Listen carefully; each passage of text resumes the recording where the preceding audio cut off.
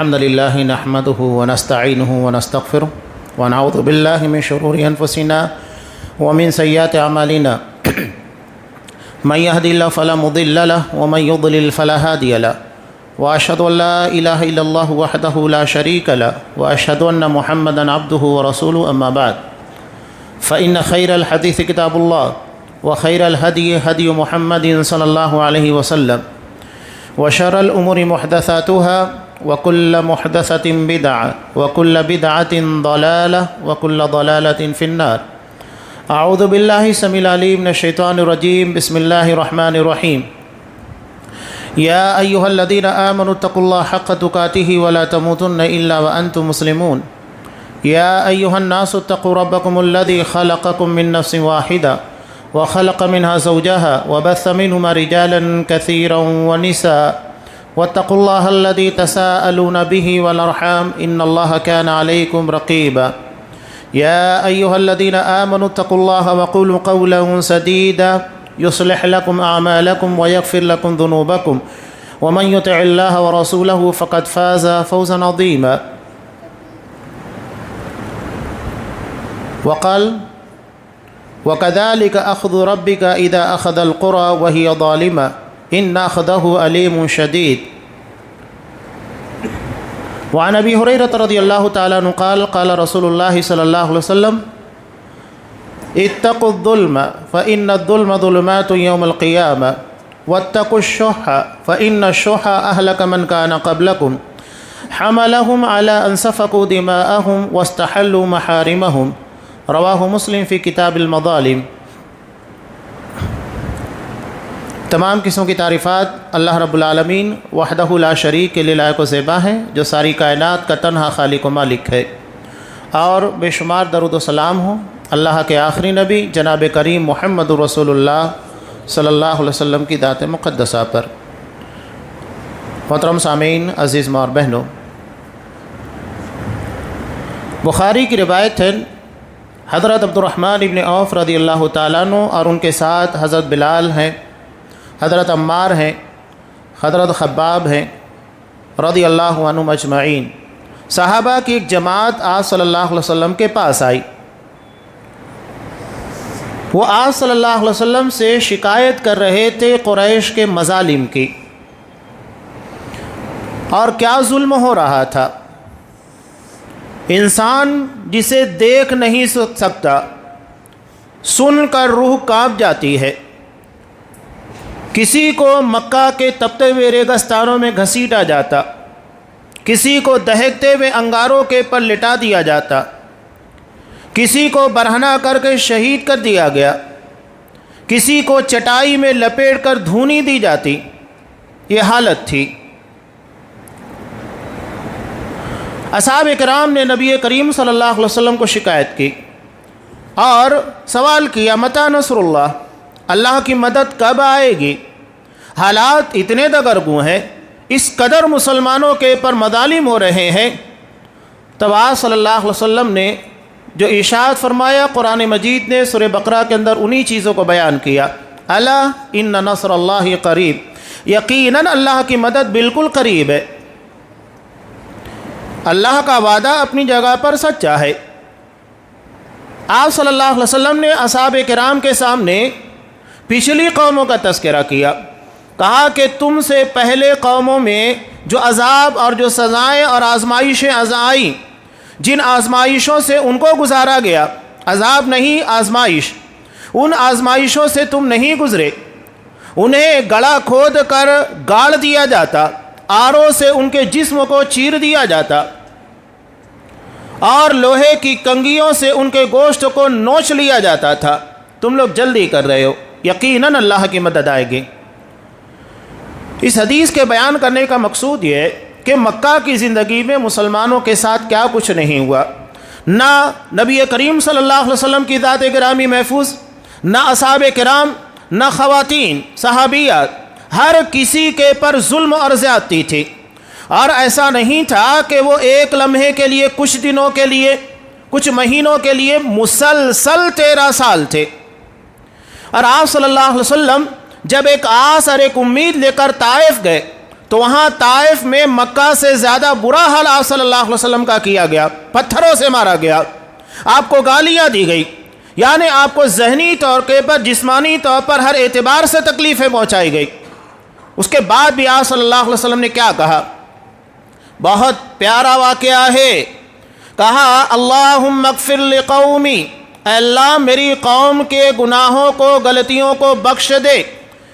اتنی مار کھانے کے بعد کیا کہہ رہے ہیں؟ میری قوم، یہ نہیں کہہ رہے کہ وہ کوئی دوسرے ہیں، کہا کہ میری قوم کو بخش دے، ان کے گناہوں کی، غلطیوں کی اللہ سے معافی مانگ رہے ہیں۔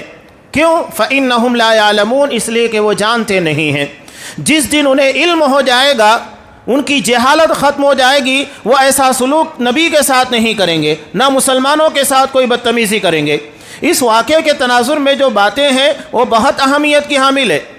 دنیا میں یوں سمجھ لیجئے کہ مسلمانوں کے علاوہ جتنے بھی ہیں یہ ہمارے نزدیک مریض اور پیشنٹ کی طرح ہے، جنہیں مختلف قسموں کی بیماریاں ہیں، شرک، بدعت، خرافات، جہالت۔ جب تک ان جہالت کے پردے کو چاک نہیں کیا جائے گا، انہیں علم کہاں سے ہوگا؟ آج مسلمان صرف جذباتی انداز کی باتیں کرتے ہیں، یہی تو ہمارے لیے سب سے بڑا المیہ اور مسئلہ ہے۔ ٹھیک ہے، آج ہم فلسطین کے تناظر کے اندر بڑی بڑی باتیں، یقیناً مسلمان ایک جسم کی مانند ہے، اور جسم کے کسی بھی ایک حصے کے اندر اگر تکلیف ہوتی ہے، پورا جسم اس کی بنیاد کے پر کانپ اٹھتا ہے، اس درد کو محسوس کرتا ہے۔ مسلمان ہونے کے ناطے ان کے درد کو محسوس کرنا ہماری ذمہ داری ہے، لیکن شریعت نے جو احکامات دیے ہیں، ان شریعت کے احکامات کو ہم توڑ نہیں سکتے، اور انہی کے درمیان رہ کر ہمیں عمل کرنا ہوگا۔ قرآن صاف کہتا ہے فَاتَّقُوا اللَّهَ مَا اسْتَطَعْتُمْ، جتنی تمہاری استطاعت ہے اتنا ہی اللہ سے ڈرو۔ طاقت سے بڑھ کر شریعت ہمیں مکلف نہیں بناتا۔ اگر ہمارے درمیان غریبی ہے، بھوکمری ہے، لوگ بہت پریشان ہیں، ہمارے پاس اگر مالی امداد نہیں ہے تو کیا کر سکتے؟ جتنی طاقت ہے، اگر اللہ نے آپ کو صاحب مال نہیں بنایا تو آپ کے پاس زکوٰۃ فرض نہیں، اگر اللہ نے آپ کو صاحب مال نہیں بنایا، نہ آپ کے پر حج فرض ہے، نہ عمرہ کی ضرورت ہے۔ جتنی طاقت ہے شریعت اتنا ہی ذمہ دار بناتی ہے۔ یہ نہیں کہ ہم اپنی طاقت سے بڑھ کر مزید مسائل پیدا کرنے کی کوشش کریں۔ قرآن صاف کہتا ہے وَلَا تُلْقُوا بِأَيْدِيكُمْ إِلَى التَّهْلُكَةِ، اپنے آپ کو ہلاکت میں مت ڈالو۔ نبی کریم صلی اللہ علیہ وسلم نے مکہ کی زندگی کے اندر بار بار اصحاب کرام کے مطالبے کے باوجود انہیں جہاد کا حکم نہیں دیا۔ کیوں؟ پتا تھا کہ جتنی جمع پونجی ہے وہ بھی ضائع ہو جائے گی، ختم ہو جائیں گے۔ اور یہاں جب مسلمانوں کو صبر کی تلقین کی گئی، 3 بڑے فائدے حاصل ہوئے تھے۔ سب سے پہلی بات، اپنے امیر، اپنے حاکم فرما روا کی اطاعت و فرما برداری، کیسے بھی حالات آ جائے ہم اپنے امیر اور اپنے حاکم میں وقت جو ہوتا ہے اس کی اطاعت و فرما برداری سے باہر نہیں نکلیں گے۔ آپ صلی اللہ علیہ وسلم نے کہہ دیا صبر کرو، چپ چاپ صبر کرو۔ کسی نے یہ نہیں کہا کہ اللہ کے رسول کیا کچھ ہو رہا ہے، ایک مرتبہ شکایت کی، آپ نے کہہ دیا، دوبارہ اصحاب کرام نے شکایت نہیں کی۔ آج ہمارے ہاں معمولی باتوں کے پر کتنے بڑے بڑے بوال مچانے کی کوشش کی جاتی ہے۔ جو چیزیں حکمہ کی ذمہ داری ہیں، ذمہ داران کی ذمہ داری ہے، جو ساری چیزوں کے پر نظر رکھتے ہیں، وہ اس کے بارے میں ڈیسائیڈ کریں گے، فیصلہ کریں گے۔ ہمارے یہاں ارے ایرا گہرا نتو خیرا اٹھتا ہے اور فیصلہ کرنے لگتا ہے، لوگوں کے درمیان سوشل میڈیا پہ باتیں پھیلانے لگتا ہے۔ یہ بڑا عجیب المیہ بنا ہے۔ میں پچھلے ہفتے بھی اسی حدیث کے تناظر میں کہا تھا جو ہمارے درمیان چل رہا ہے، مسند احمد کی کئی الگ الگ روایتیں کہ ستاتی علی الناس سنون خدا، کہ عنقریب لوگوں کے سامنے بہت دھوکہ دینے والے سال آئیں گے، کثرت سے لوگوں کو دھوکہ دیا جائے گا۔ اور آج وہی ہو رہا ہے۔ حقیقت میں جو ظالم ہے اسے مظلوم بنانے کی کوشش کی جا رہی ہے، اور جو مظلوم ہے اس کو ظالم بنا کر پیش کیا جا رہا ہے۔ جو بیچارے دہشت گردی کا شکار ہے انہی کے پر دہشت گردی کا الزام ہے۔ آج مسلمانوں کے لیے وہی مسئلہ، دنیا میں سب سے زیادہ دہشت گردی کا شکار اگر کوئی قوم ہے تو مسلمان ہے، سب سے زیادہ شکار۔ لیکن افسوسناک اور حیرتناک بات یہ کہ الزامات بھی مسلمانوں کے پر لگائے جاتے ہیں۔ آج دنیا میں اسلام اور مسلمانوں کو بدنام کرنے کے لیے سینکڑوں نہیں ہزاروں چینل ہے، میڈیا کی پوری طاقت استعمال کی جا رہی ہے، لیکن اس کے بعد بھی وہ حیران ہے کہ مسلمان دیگر مذاہب کے مقابلے میں 700 گنا، 100 نہیں 700 گنا رفتار سے بڑھ رہا ہے۔ اتنی تیزی ہے اسلام کے چاہنے والے، اسلام کے قبول کرنے والوں میں، اس کا مطلب کوئی روحانی طاقت ہے جس کی بنیاد کے پر ساری طاقتوں کا استعمال کرنے کے بعد بھی اسلام اور مسلمان رک نہیں رہے، ورنہ جتنی پلاننگ، جتنی سازشیں اسلام اور مسلمانوں کے بارے میں کی گئی، کسی اور مذہب کے بارے میں کی گئی ہوتی تو آج وہ مذہب دنیا سے مٹ چکا ہوتا، اس کے ماننے والے، اس کے چاہنے والے ختم ہو چکے ہوتے، لیکن اللہ تبارک و تعالیٰ نے مسلمانوں کو زندہ و قائم رکھا ہے۔ آپ صلی اللہ علیہ وسلم نے کہا دھوکہ دینے والے ساتھ کثرت سے مسلمانوں کو دھوکہ دیا جائے گا، اور یہ دھوکہ سڑ چڑھ کر لوگوں کے درمیان بول رہا ہے، حدیث پڑھتے نہیں تو سمجھ میں نہیں آئے گا۔ آج حیرت ہوتی ہے کہ لوگ کہتے ہیں کہ میڈیا کے پر یہودیوں کا قبضہ ہے، اور وہی یہودی میڈیا جب ہمارے درمیان ایک خبر نشر کرتا ہے اس کو مان لیتے ہیں، اس کے پر ایمان لے کر آ جاتے ہیں۔ ہاں انہوں نے 5000 ڈال دیا، اتنے میزائل ڈاک دیے، اتنے ڈاک دیے، اتنے لوگ مر گئے، یہ خبریں کون دے رہا ہے؟ کیا آپ کے پاس کوئی مصدقہ خبر ہے؟ اسلامی میڈیا ہے جو ایمانداری کے ساتھ، صداقت کے ساتھ ساری خبروں کو پروف کے ساتھ پیش کرے؟ نہیں، لوگ انہی باتوں کو سنتے ہیں، اور اس کے بعد مزید المیہ۔ ہمارے درمیان اس قدر مسائل، شریعت نے اس کے لیے حل پیش کیا ہے، قنوت نازلہ۔ آج صلی اللہ علیہ وسلم، آپ بخاری اٹھا کر دیکھیں، مسلم وغیرہ میں ساری تفصیل موجود ہے کہ آپ صلی اللہ علیہ وسلم فرض نمازوں میں آخری رکعت میں رکوع کرنے کے بعد قنوت نازلہ یعنی دشمنوں کے پر بد دعا کیا کرتے تھے۔ کس کو یاد ہے نبی کریم صلی اللہ علیہ وسلم کی سنت؟ اس کے مقابلے میں ایک بدعت کو جنم دیا گیا۔ ابھی پیچھے 2 یا 3 روز قبل سوشل میڈیا کے پر پھیلا دیا گیا کہ فلسطین کے مظلوم مسلمانوں کے لیے ہمیں روزہ رکھنا چاہیے۔ روزہ عبادت ہے، اور عبادت صرف اللہ کے لیے کی جاتی ہے، اسے غیر کے لیے نہیں کیا جا سکتا۔ یعنی اتنے مشکل حالات کے اندر بھی بدعتی حضرات اپنا داؤں کھیلنا بند نہیں کرتے، برابر اپنا داؤں کھیلتے ہیں۔ ایسے حالات میں سنت کی تو فکر نہیں ہے۔ اگر احادیث پڑھیں گے تب نبی کریم صلی اللہ علیہ وسلم کی سنت کا علم ہوگا، لیکن حدیث پڑھتے نہیں، اپنے طریقے سے سارے مسائل حل کرنے کی کوشش کرتے ہیں۔ کہا جاتا ہے نا، نیم حکیم خطرہ جان، تو ایسے ہی نیم ملا خطرہ ایمان ہوتا ہے، جس کے پاس شریعت کا صحیح علم نہ ہو اور مکمل علم نہ ہو، جس کی بنیاد کے پر پختگی نہ ہو، اور لوگوں کے درمیان باتیں بیان کرنے اور مسائل بیان کرنے کی کوشش کرے۔ ایک بہت پیاری بات مدینہ میں رہنے والے شیخ کلیم یوسف مدنی حفیظ اللہ نے پیش کی، ایک حدیث کے تناظر میں آپ کے سامنے رکھتا ہوں۔ ابو داؤد کی ایک روایت، اصحاب کرام کی ایک جماعت کو نبی کریم صلی اللہ علیہ وسلم نے ایک غزوے کے لیے بھیجا، ایک سریے کے لیے بھیجا۔ سریہ اس کو کہتے جس میں آپ صلی اللہ علیہ وسلم شریک نہ ہو، اور جس میں آپ صلی اللہ علیہ وسلم شریک ہو وہ غزوہ ہوتا ہے۔ تو ایک چھوٹا سا لشکر تھا۔ اب اس میں سے ایک صحابی کو اچانک ایک پتھر لگا، جس کی وجہ سے ان کا سر انجرڈ ہو گیا۔ اب اسی حالت میں رات کے وقت انہیں غسل کی ضرورت پیش آ گئی۔ اب انہوں نے اپنے ساتھیوں سے پوچھا کہ کیا میری یہ کوئی رخصت ہے کہ میرا سر زخمی ہو گیا، انجرڈ ہو گیا ہے، اور اگر میں پانی کو استعمال کرتا ہوں اس کی وجہ سے انفیکشن ہو سکتا ہے۔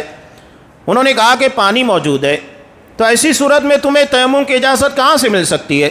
تمہیں غسل کرنا ہوگا۔ اب انہوں نے غسل کیا، غسل کرنے کی وجہ سے پانی سر کے پر لگا، انفیکشن ہوا، اور وہی ان کی شہادت کا ذریعہ بن گیا۔ جب یہ مدینہ تشریف لائے، اس واقعے کے بارے میں آپ صلی اللہ علیہ وسلم کو معلوم ہوا تو آپ انتہائی شدید غصہ ہوئے۔ اس کے بعد آپ نے کیا کہا؟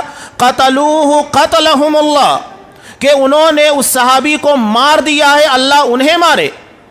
یعنی تمہارے غلط مسئلے کی بنیاد پر شریعت کا علم نہیں تھا تو سوال کرنا چاہیے تھا، سوال نہیں کیا، اور اس کے اوپر سے تم نے ایک مسئلہ بیان کر دیا جس کی بنیاد کے پر ان کی جان چلی گئی۔ ایک غلط مسئلے کی، ایک غلط فتوے کی بنیاد پر ایک صحابی کی جان جانے پر آپ نے اتنا زبردست حکم دیا، اتنا ناراض ہوئے۔ اور آج آپ دیکھیے کہ چند ناہنجار، یعنی جن لوگوں کو شریعت کے بارے میں کوئی علم نہیں، جو حدیث میں بیان کر رہا ہوں اسی کے ضمن میں آ رہا ہے، یہ پوری سلطنت کو، مسلمانوں کی ایک بڑی جماعت کو لاکھوں کی تعداد میں داؤں کے پر لگا دیتے ہیں۔ ان کی جان، مال، عزت و ناموس، بچے بوڑھے سب داؤں کے پر لگے ہوئے، کوئی بولنے کو تیار نہیں۔ ذمہ دار کون ہیں؟ آپ صلی اللہ علیہ وسلم نے مکی زندگی کے اندر حالات اتنے خراب ہونے کے باوجود اجازت کیوں نہیں دی؟ جب ہمارے پاس اتنی طاقت اور قوت نہیں ہے تو لڑے کیوں اپنی جان کو جوخم میں ڈالیں؟ ایک خطرناک قسموں کی سازش، اور وہی سازش اس حدیث کے اندر بتائی جا رہی ہے۔ آپ صلی اللہ علیہ وسلم نے کہا یصدق فیہ الکاذب، جو جھوٹا ہوگا اسے سچا باور کرانے کی کوشش کی جائے گی۔ آج آپ دیکھیے ایران، ترکی اور اس طرح کے جتنے جمٹھلے ہیں جو اسلام کا نام لیتے ہیں، یہ نام لیوا نام نہاد ہیں، حقیقت میں نہیں ہے مسلمانوں کے چاہنے والے یا مسلمانوں کے مددگار، بیان کے پر بیان۔ افغانستان کے اندر معاملہ ہوا، امریکہ کے ساتھ کھڑا ہو کر ایران برابر سنی مسلمانوں کو مارتا ہے۔ عراق کے اندر یہ حالت ہے، اور یہ ساری چیزیں صداقت اور دلائل کی بنیاد کے پر کہہ رہا ہوں، ایسا نہیں ہے کہ یہ بس کہہ دیا چل رہی ہے، ساری چیزیں باقاعدہ پروف کے ساتھ موجود ہیں۔ ملک شام یہ ان کے اپنے لوگ بھی بیان کر رہے ہیں، لاکھوں سنی مسلمان۔ آج بھی فلسطین کا معاملہ یہ وہی ہے، حقیقت میں سنی مسلمانوں کو ٹارگیٹ کرنا، ان کو مارنا ہے اور کچھ نہیں ہے، کہ اسرائیل کو جواز فراہم کیا جائے چند راکٹ کے داغنے کے بعد، تاکہ باقاعدہ وہ اس چیز کو جواز بنا کر مسلمان جو کہ سنی ہیں ان لوگوں کو ٹارگیٹ کرے۔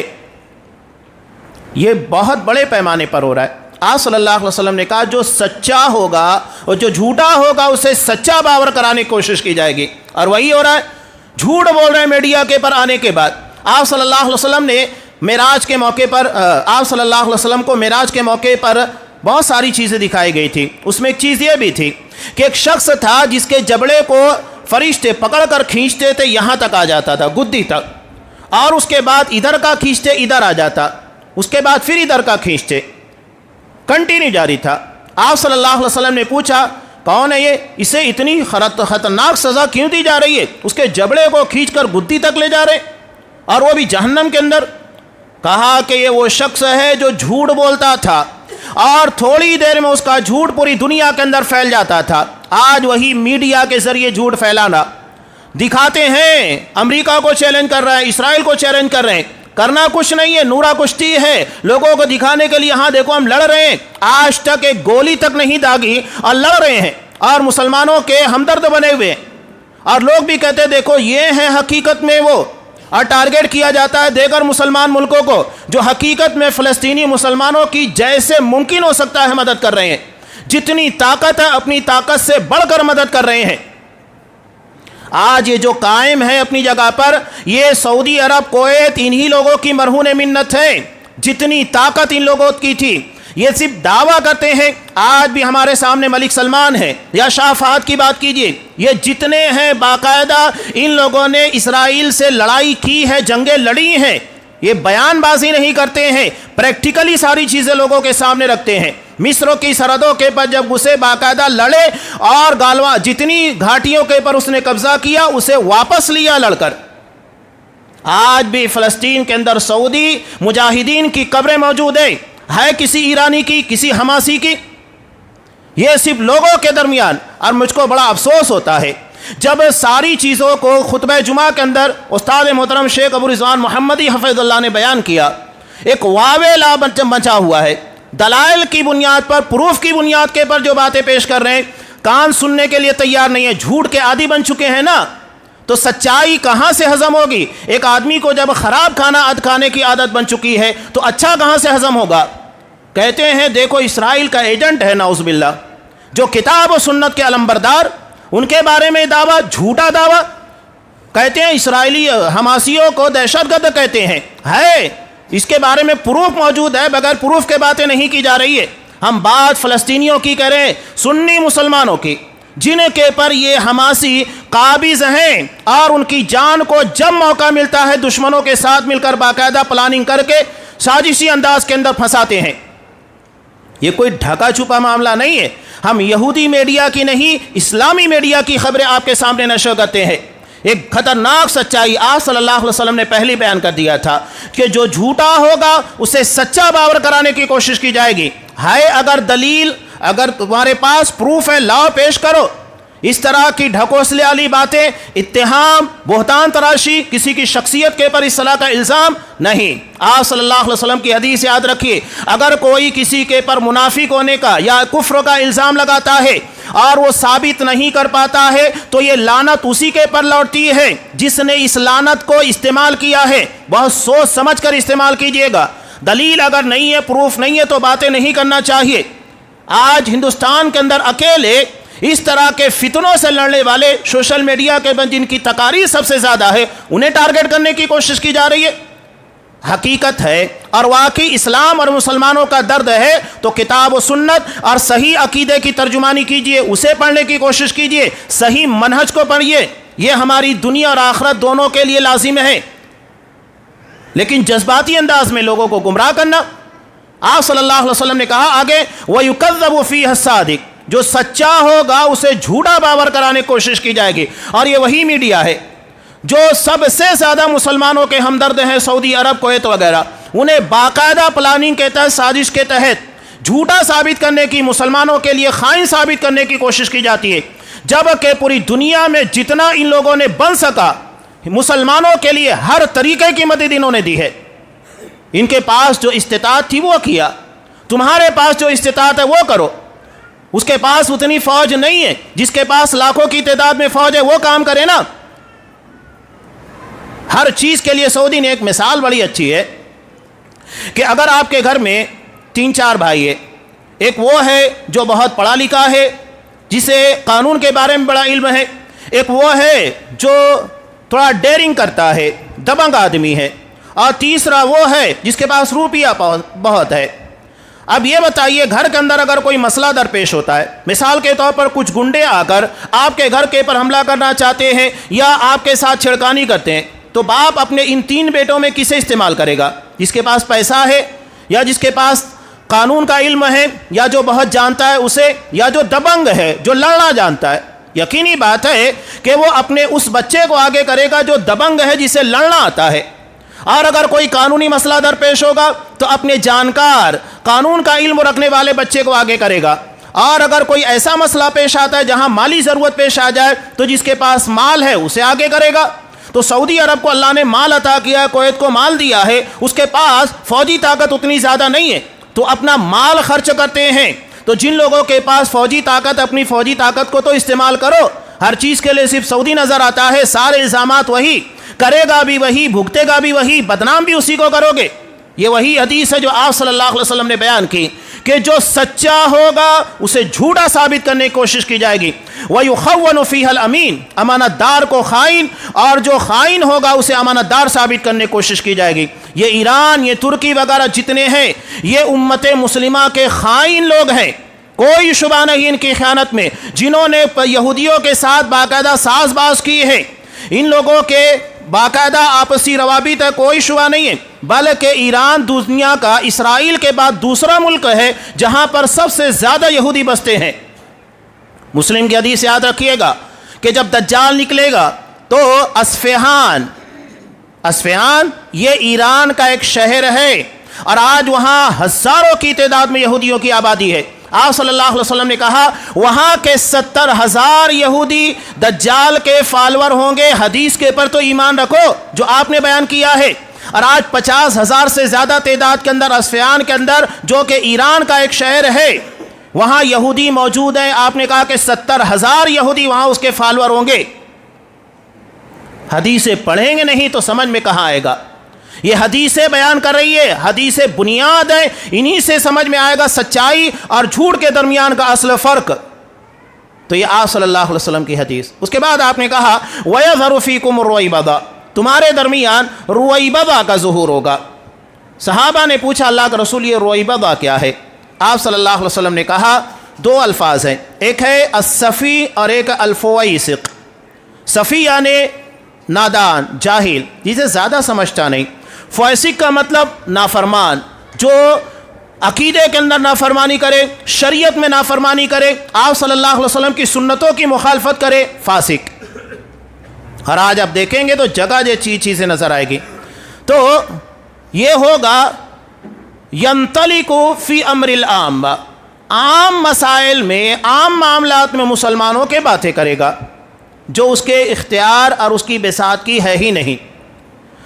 بہت بہترین ترجمہ کیا تھا شیخ ابو رضوان صاحب نے، فویسق اور رویبضہ کا، الصفی کا، سڑک چھاپ۔ جس کی کوئی وقت نہیں ہوتی ہے وہ انٹرنیشنل سطح کی باتیں کرتے ہیں. آج ہمارے یہاں وہی ہے. ان لوگوں کے اگر گھر کے اندر کچھ مسئلہ پیدا ہو جائے, پڑوسیوں کے ساتھ کچھ مسئلہ ہو جائے, ہمارے اپنے ملکوں کے اندر مسلمانوں کے ساتھ کیا کچھ نہیں ہوا, کتنی موب لنچنگ ہوئی, کیا حالات مسلمانوں کے بنا کر رکھ دیے گئے, نہیں کوئی بات نہیں کریں گے. ہمارے اپنے ملک اور اپنے پڑوس گھر کے اندر ہونے والے مسائل حل نہیں کر سکتے ہیں, یہ بات کرتے ہیں سعودی عرب کی انٹرنیشنل سطح کی, امریکہ کے بارے میں باتیں کریں گے. یہ حالات ہے. یہ وہی ہے فوائسق اور رویبدہ صفی جو عام معاملات کے بارے میں باتیں کریں گے. انہیں عقیدے کے بارے میں کوئی علم نہیں, انہیں منہج کے بارے میں کوئی علم نہیں, حدیث کے مسائل کے بارے میں علم نہیں, اس کے بعد یہ ساری باتیں کر رہے ہیں. آپ صلی اللہ علیہ وسلم نے ایک صحابی کو غلط فتوے کی بنیاد کے پر مار دینے کی وجہ سے اتنا سخت آپ نے حکم دیا کہ تم لوگوں نے اسے قتل کر دیا, اللہ تمہیں قتل کرے. یہاں لاکھوں کی تعداد میں مسلمانوں کو جھونک دیا جا رہا ہے, ان کی جان مال ہر چیز کو داؤں کے پر لگایا جا رہا ہے. اس کے بعد بھی کہتے ہیں کہ کوئی مسئلہ نہیں, مسلمانوں کی عزت تمہارے نزدیک کوئی اہمیت نہیں رکھتی ہے. آپ صلی اللہ علیہ وسلم نے کہا کہ ایک مسلمان کی عزت کعبۃ اللہ سے زیادہ اہمیت رکھتی ہے. اس کے بعد تمہاری مسلمانوں کی کوئی وقت نہیں. ٹارگیٹ سنی مسلمان ہے, اور ہمارے درمیان کے سنی مسلمانوں کو بھی یہ نہیں سمجھتا ہے. شیعہ کے مقابلے میں جتنے مسلمان ہیں وہ سنی کہلاتے ہیں.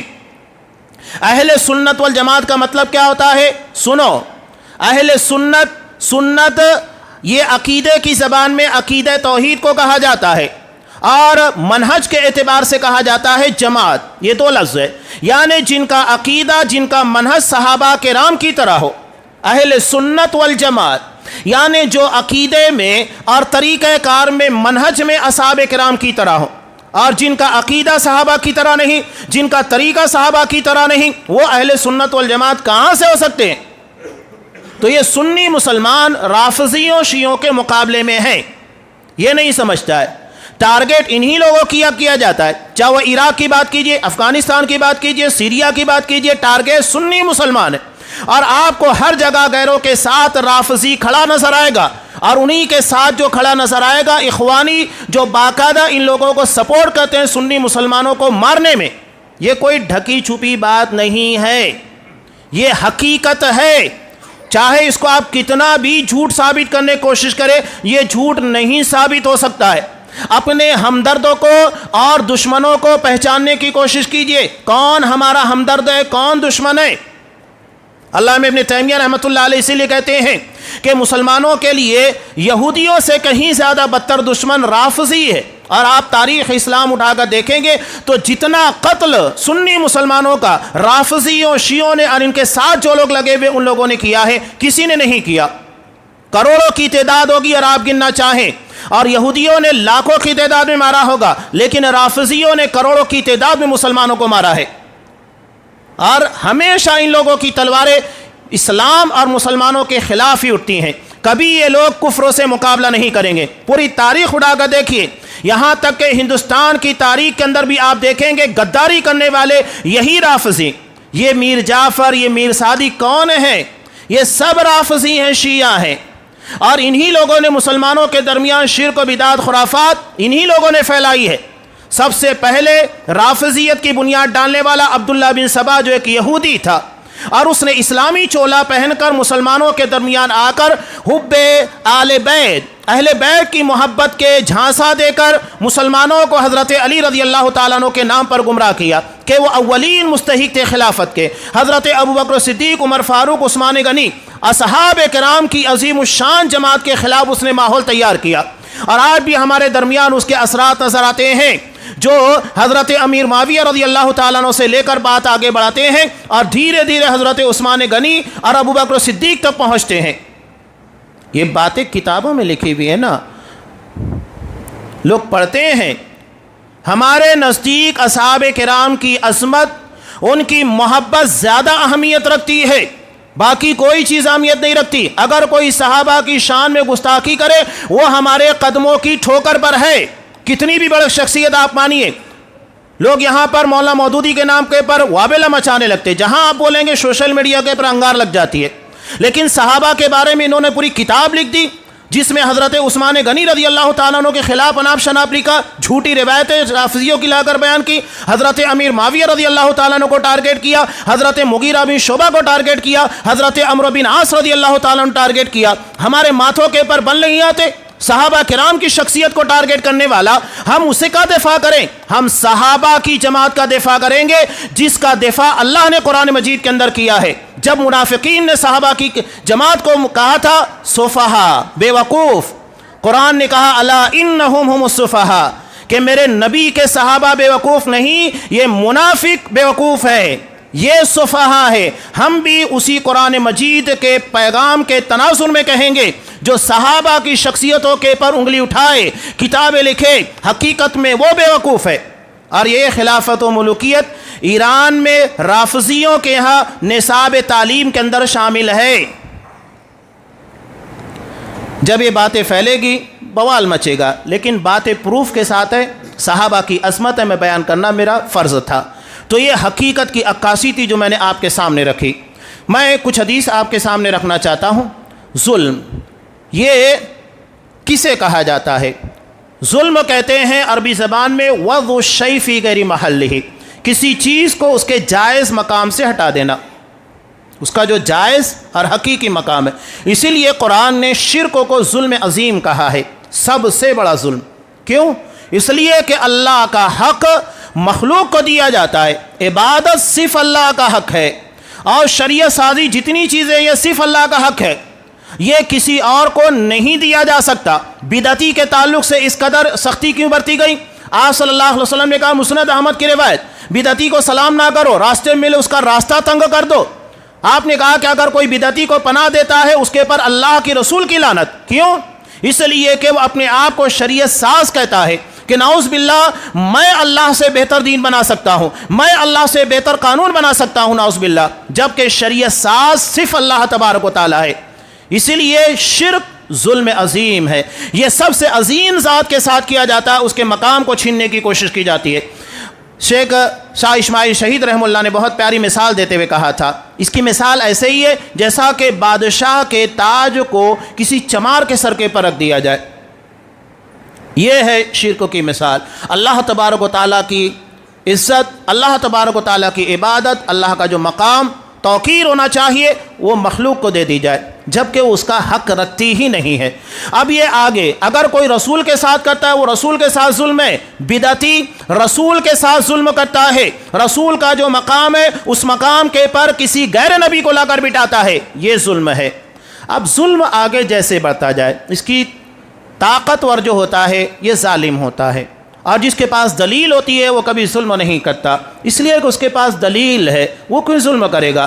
ظلم کرنے والا ہمیشہ طاقتور ہوتا ہے، اس کے پاس دلیل نہیں ہوتی۔ یہی بات فرعون کی ہے، ہارون ہے، حامان ہے، قارون وغیرہ ہے، جتنے بھی ہیں، ابو جہل وغیرہ، جتنے بھی ظالم دنیا کے اندر گزرے ہیں، یہ سب کے سب جو ظالمین ہیں یہ اپنی طاقت کا غلط استعمال کرتے تھے، دلائل کے مقابلے میں ہمیشہ اپنی طاقت کا استعمال دلیل کے مقابلے میں کیا، پروف کے مقابلے میں کیا، اور آج بھی جو لوگ دلیل کے مقابلے میں طاقت کا استعمال کرتے ہیں وہ ظالم ہے۔ اب یہاں ایک بات سورہ حشر آپ پڑھتے ہیں، سورہ حشر میں بنو قینقاع کے متعلق ہے۔ یہ یہودیوں کا ایک قبیلہ تھا جن کی شرارتوں کی بنیاد کے پر انہیں مدینہ سے بے دخل کر دیا گیا۔ آپ نے اجازت دی، تم اپنے سواریوں کے پر جتنا سامان لے جا سکتے ہو لے جاؤ، اتنی اجازت ہے، زمین خالی کرو۔ جب یہ نکلے تو اپنے گھروں کی چوکھٹوں کو بھی اکھاڑ لیا تاکہ مسلمانوں کو فائدہ نہ ہو۔ جب یہ چلے گئے، قرآن اس کے تناظر میں کیا کہتا ہے؟ ان فی ذلک لعبرۃ لاولی الابصار، کہ اس واقعے میں غور و فکر کرنے والے ہوش مندوں کے لیے بڑی عبرت کی بات ہے۔ عبرت ہے، عبرت کا مطلب کیا ہے؟ اس مقام کے پر اپنے کو رکھو، یعنی جو حرکت ان لوگوں نے کی ہے اس کی بنیاد کے پر انہیں یہ سزا ملی ہے، اگر تم نے وہ کام کیا وہی سزا تم کو بھی ملے گی، یہ ہے عبرت۔ علامہ ابن تیمیہ کہتے ہیں اللہ کا قانون فطرت تمام لوگوں کے لیے یکساں ہے۔ اللہ نے جو قانون فطرت بنایا ہے سب کے لیے، چاہے ہندو ہو، مسلمان ہو، مشرک ہو، سب کے لیے۔ اگر ایک مسلمان غذا استعمال کرے گا، اچھا کھانا کھائے گا، اس کے جسم کو طاقت ملے گی، یہی چیز ایک غیر مسلم کو بھی دے گی۔ قانون فطرت سب کے لیے اللہ نے یکساں رکھا ہے، اگر اس قانون کو کوئی توڑے گا اس کا شکار ہوگا۔ تو یہاں عبرت کہی گئی، جو بھی ایسا کرے گا وہ یقیناً بھگتنے والا ہے۔ تو یہودیوں کے تناظر میں، یہاں فلسطین کے تناظر میں بھی میں وہی کہہ رہا ہوں، جو لوگ اپنے گھر میں ظلم کرتے ہیں، اپنے سماج کے اندر ظلم کرتے ہیں، زیادتیاں کرتے ہیں، وہ لوگ بھی سوچیں کہ آج ہم فلسطینی مظلوم مسلمانوں کے لیے اگر آواز اٹھا رہے ہیں تو کہیں ہم بھی تو اسی کے اندر جہاں ہماری طاقت ہے وہاں ظلم کا شکار تو نہیں ہے کہ وہاں ہم اپنے کمزور لوگوں کے پر ظلم اور زیادتیاں کر رہے ہیں۔ اپنے گھر کے بارے میں سوچئے، اللہ نے بھی بچوں کے پر آپ کو اختیار دیا ہے، وہاں آپ ظلم کر رہے ہیں کہ نہیں، وہاں آپ انصاف سے کام لے رہے ہیں کہ نہیں، اللہ اس سے سوال کرے گا، آپ کو اس کے بارے میں سوال ہونے والا ہے۔ وہاں کے بارے میں اللہ پوچھے نہ پوچھے لیکن یہ بارے میں برابر سوال ہوگا، اس لیے کہ ہماری ذمہ داری ہے، اور یہی سماج اور معاشرے ہر جگہ ہے، کوئی جگہ ایسی نہیں ہے جو محفوظ ہو۔ تو عبرت کی بات ہے، آج جب ان لوگوں کے لیے ہم آواز اٹھا رہے ہیں تو ساتھ ہی ساتھ ہمیں اپنا گریبان بھی جھانکنا ہے۔ عبرت کے تناظر میں محاسبے کے طور پر حضرت عمر فاروق کہتے ہیں حاسبوا قبل ان تحاسبوا، اپنا محاسبہ، اپنا جائزہ لو اس سے پہلے کہ تمہارا حساب لیا جائے۔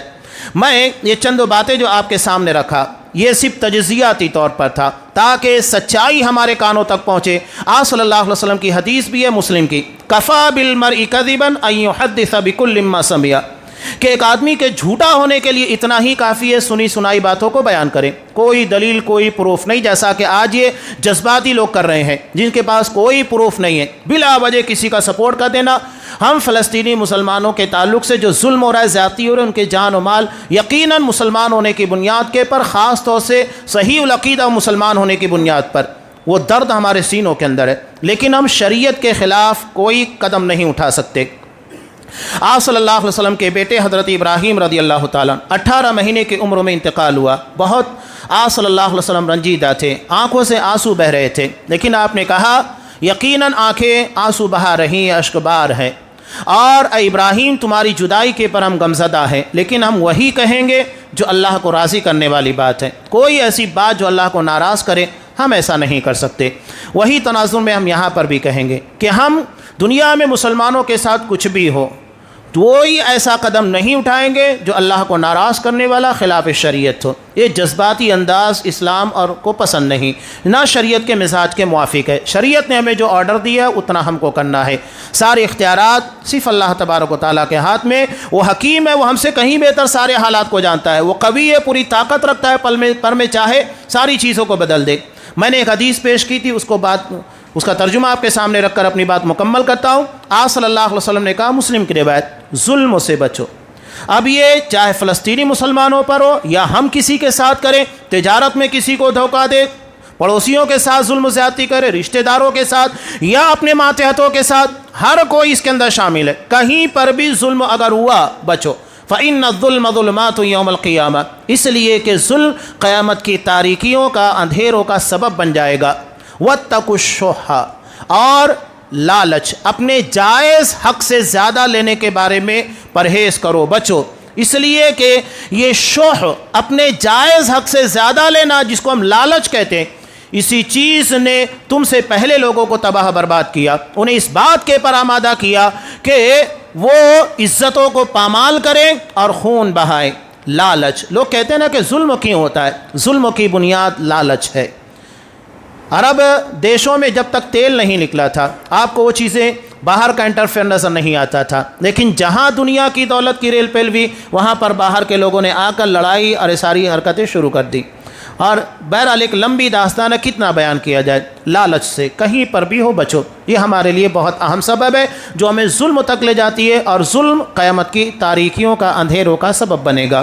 قنوت نازلہ آپ صلی اللہ علیہ وسلم کی سنت ہے، انشاءاللہ نماز جمعہ میں دوسری رکعت میں رکوع کے بعد قنوت نازلہ ادا کی جائے گی، جو آپ صلی اللہ علیہ وسلم کی سنت ہے، اور اللہ کے سامنے جو حقیقت میں تمام معاملات کا اختیار رکھنے والا ہے۔ عام نمازوں میں بھی فجر ہو، عشاء ہو، مغرب ہو، حالات کے اعتبار سے قنوت نازلہ کا اہتمام کرنا نبی کی سنت ہے، یہ اہتمام کرنا چاہیے، ہم وہ نہیں کر رہے ہیں، اور جو نہیں کرنا چاہیے وہ کر رہے ہیں۔ تو انشاءاللہ نماز جمعہ میں قنوت نازلہ کا دوسری رکعت میں رکوع کے بعد اہتمام کیا جائے گا۔ اللہ تبارک و تعالیٰ سے دعا ہے کہ پروردگار مسلمان جہاں کہیں بھی ہوں، چاہے فلسطین میں ہو، افغانستان میں ہو، عراق میں ہو، سیریا، جہاں کہیں بھی ہوں، ان کے پر جو ظلم زیادتی ہو رہی ہے، پروردگار ہم طاقتور نہیں، ہمارے اختیار میں کچھ نہیں، لیکن تو قوی ہے، پوری طاقت اختیار رکھتا ہے۔ ہم اپنے سینوں میں ان کی تکلیف، ان کا درد محسوس کرتے ہیں۔ ہم ایک باپ کے سامنے اس کے بچے کو مرنے کا غم دیکھتے ہیں، اور ایک بچے کے سامنے اس کی ماں کی جدائی دیکھتے ہیں، وہ درد ہمارے سامنے ہے پروردگار، لیکن ہم بے بس ہیں۔ اور تو نے اپنی شریعت کے اعتبار سے جو احکامات دیے، اسی روشنی میں ہم تجھ سے دعا مانگتے ہیں کہ پروردگار تو قوی ہے، طاقتور ہے، تو ان لوگوں سے انتقام لے، تیری طاقت کے سامنے سب بے بس ہیں۔ پروردگار یقیناً ہماری خطائیں اور ظلم اور زیادتیاں بھی ہیں، ہمیں اس واقعے کے تناظر میں اپنا جائزہ لینے اور ہم سے جو خطائیں ہو رہی ہیں ہمیں ان خطاؤں سے بچنے کی توفیق دے۔ پروردگار خاص طور سے فلسطین اور دنیا میں بالعموم جہاں کہیں بھی مسلمان ہوں، ان کی جان، مال، عزت و ناموس، ہر چیز کی حفاظت فرما، ان کے عقیدہ، ان کے دین کی حفاظت فرما، دشمنوں کی سازش سے انہیں محفوظ رکھ۔ پروردگار جب تک ہمیں دنیا میں رکھ، اسلام پر رکھ، اور ہمارا خاتمہ ایمان کے پر فرما، آمین۔ بارک اللہ لنا ولکم فی القرآن العظیم ونفعنی وإیاکم بالآیات والذکر الحکیم، انہ تعالی جواد کریم ملک غفور رحیم۔